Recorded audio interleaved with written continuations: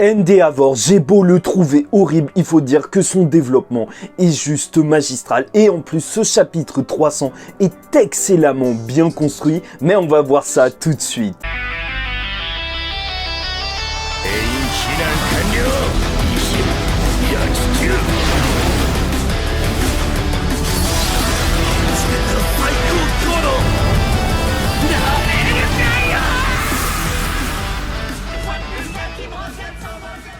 Mesdames et messieurs, ici Chaz et on se retrouve aujourd'hui pour la review du chapitre 300 de My Hero Academia. Et il marque vraiment un très bon chapitre parce que la construction de ce chapitre est juste incroyable en termes de contextualisation de la société et que tout l'arc précédent a engendré. Parce que même si tous les problèmes ne sont pas liés à Endeavor, il mène bien évidemment à lui. Et ce qui est fort, c'est que dans sa construction, ce chapitre, il va resserrer le sujet. Au début, on va nous parler de la ville, de la société en général, ensuite d'un quartier, de plusieurs quartiers, de la population, du système héroïque, puis carrément se recentrer juste sur une personne et sa famille.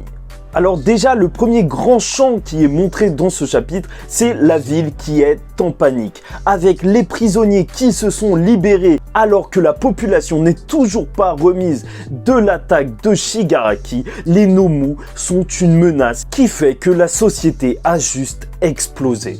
Et après la ville, on se resserre sur le quartier. Bon, on a la présence de vilains qui avaient été attrapés par Shoto et Bakugo il y a longtemps quand ils ont obtenu leur permis provisoire, qui sont en train de voler une boutique et on voit que même la population essaye de se défendre elle-même. Sauf que ce qu'on va voir avec le héros Wash qui va intervenir, malgré lui trop tard, c'est que toute la zone a été détruite. Oui, parce que les citoyens, ils n'ont pas la même formation que les héros pour essayer de faire attention aux bâtiments, aux gens qui se trouvent à côté. Toute la protection civile, en somme. Et même, il y a des gens qui se retrouvent blessés à cause de ça et la réputation des héros prend très cher.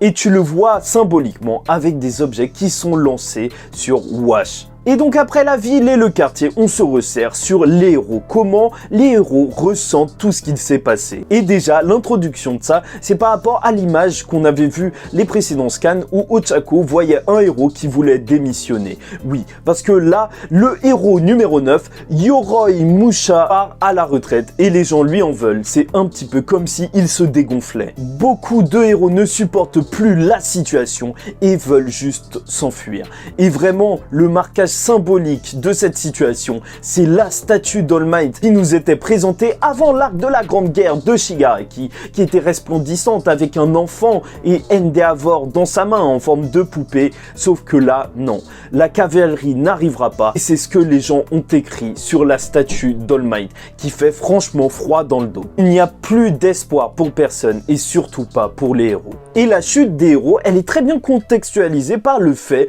que juste à côté, on voit Stein, parce que Stein, c'était celui qui trouvait que les héros n'étaient pas assez bons, et c'est vrai que le maître, après ce passage où on apprend que les héros abandonnent alors qu'on a le plus besoin d'eux, c'est assez fort comme message. Stein avait peut-être raison. Bon, même si en vrai, c'est aussi à cause de lui que tout ça a commencé, parce qu'il a inspiré la vocation de plein de vilains. En tout cas, j'ai déjà très hâte de le revoir à la chasse et de voir de quel côté il va être. En tout cas, toute la haine de cette société se cristallise, non pas sur les héros, mais surtout sur Endeavor, qui est censé être le héros numéro 1. Un Endeavor sur lequel on va se recentrer encore une fois, encore plus que les héros, sur un seul héros et sa famille. Endeavor se réveille littéralement traumatisé dans ce chapitre. Il n'a pas pu bouger. Bon, certes, il est rassuré parce que Belginiste est en vie, mais il est bien sûr que Touya est bien d'habit. D'ailleurs, à ce moment-là, dans le flashback, c'est bizarre. Il a l'air déjà fou d'habiller quand il était petit, avec ses cheveux blancs et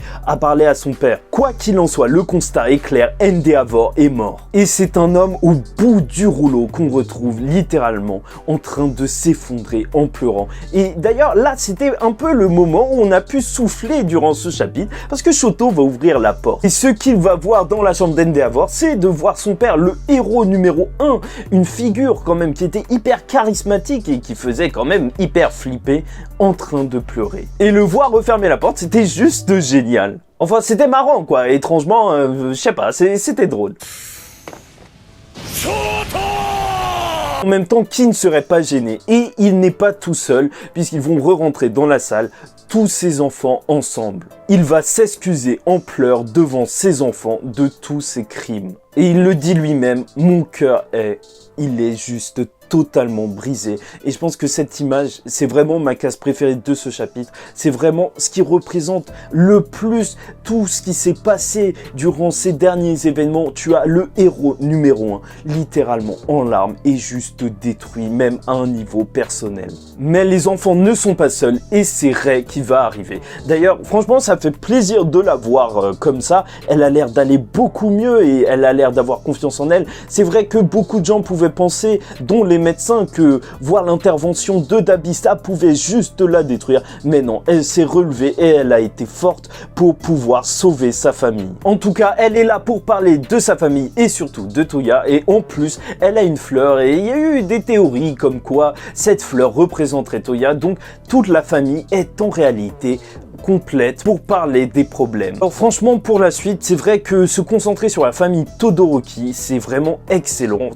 C'est du pur développement de personnages. Mais je pense pas que à eux seuls, ils peuvent redorer le blason des héros. Et ce sera surtout à la nouvelle génération de remontrer aux gens l'espoir des héros. Après, je vous avoue que je vois bien Rei un peu plus participer justement à tout ce qui est réunion de classe et tout, parce qu'il y aura sûrement des parents qui voudront que leurs enfants quittent le lycée UA. Donc ça pourrait être intéressant de la voir plus active. Mais il y a des gens qui pensent qu'elle pourrait carrément se battre et tout.